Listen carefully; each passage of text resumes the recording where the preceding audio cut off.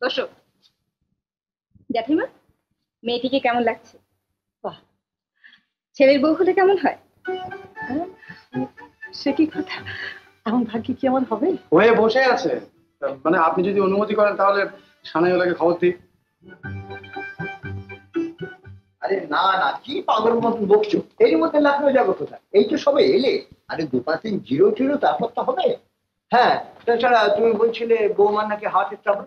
একটা ভালো স্পেশালিস্টকে দিয়ে দেখিয়ে দিই আগে। জ্যাঠামশাই, হ্যাঁ মা। আপনার কাছে আমার একটা আইডিয়া আছে। হ্যাঁ হ্যাঁ, বলো মা বলো। আমি সুচির জন্য একটা পাত্র ঠিক করেছি। বলো। অবশ্য আপনারও পছন্দ হবে।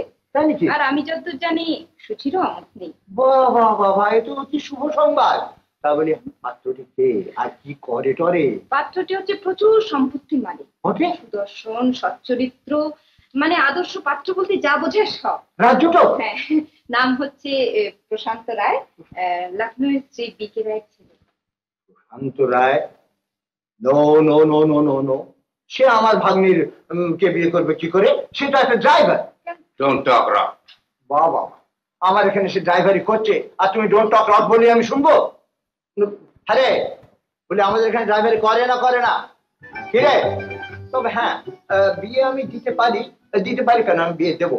তবে একটা শর্ত আছে। আহা, কি শর্তটাই তাই বলো না। বলছি শর্ত হচ্ছে যে ওই শ্রীমানকে চিরদিন আমার সুচির ড্রাইভারি করে কাটাতে হবে। এই দেখো পালাচ্ছে কেন আবার। অবশ্যই যে গাড়িটা চালায় সেটা আমি ওকে যৌতুক দেবো। হ্যাঁ যৌতুক দেবো, কিন্তু ওই শর্ত, ও সামনে বসে স্টিয়ারিং হুইল ধরে ড্রাইভারি করবে আর সুচি মা আমার পেছনে বসে থাকবে। এর কিন্তু যদি কোনোদিন অন্যতা হয়েছে তার হয়তো একটা ডিভোর্স প্রসিডিং